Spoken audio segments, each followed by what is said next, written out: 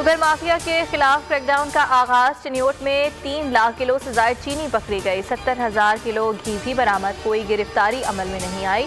सरगोदा में 50 किलो की 500 बोरी चीनी कब्जे में ले ली गई। मुतादिद गोदाम और दुकानें सील। पेट्रोल पंप के बाद अवाम को बिजली का झटका। कीमत में ₹1.68 फी यूनिट इजाफा। इतलाफ के इलेक्ट्रिक समेत तमाम सारफीन पर होगा।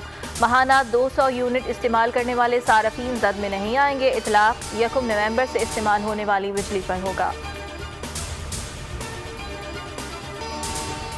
पेट्रोल की कीमतों में इजाफा और महंगाई। PDM का हंगामी इजलास आज होगा। मौलाना फजल रहमान क़यादत करेंगे। अपोजिशन जमातों की क़यादत वीडियो लिंक के जरिए शरीक होगी। 10 नवंबर को पार्लियामेंट के मुश्तरका इजलास से मुताल्लिक। कराची वालों के लिए बुरी खबर। डेयरी फार्मर्स का 8 नवंबर से दूध की कीमत में 10 रुपये इजाफे का ऐलान। कीमत 140 रुपये फी लीटर हो जाएगी। फैसला कमिश्नर कराची से मुलाकात के बाद किया गया। 2 माह बाद दूध की कीमत में 30 रुपये फी लीटर इजाफे का इंदिया दे दिया।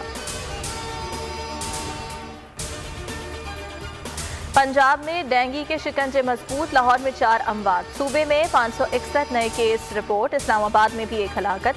तादाद 17 हो गई। 86 शहरी वायरस का शिकार। मुतासरीन 4071 हो गए।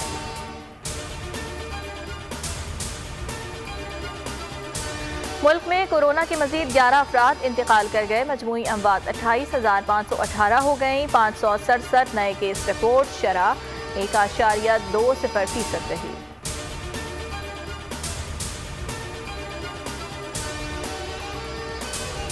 IG सिंध ने सूबे में गुटखा फरोशों के खिलाफ कार्रवाई का हुक्म दे दिया। मुलव्वस अफसरान के खिलाफ कार्रवाई की हिदायत भी की। DIG नईम शेख ने सिंध हाई कोर्ट में रिपोर्ट जमा करा दी। रिपोर्ट के मुताबिक गैर कानूनी कारोबार करने वालों के साथ कोई रियायत नहीं होगी। और T20 वर्ल्ड कप के दिलचस्प मुकाबले जारी। मेगा इवेंट में आज भी 2 मैचेस खेले जाएंगे। पहला मुकाबला ऑस्ट्रेलिया और वेस्ट इंडीज के दरमियान होगा।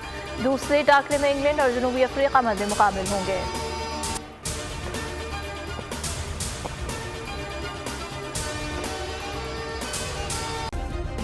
सब्सक्राइब करें और बेल दबाएं ताकि कोई खबर रह न जाए।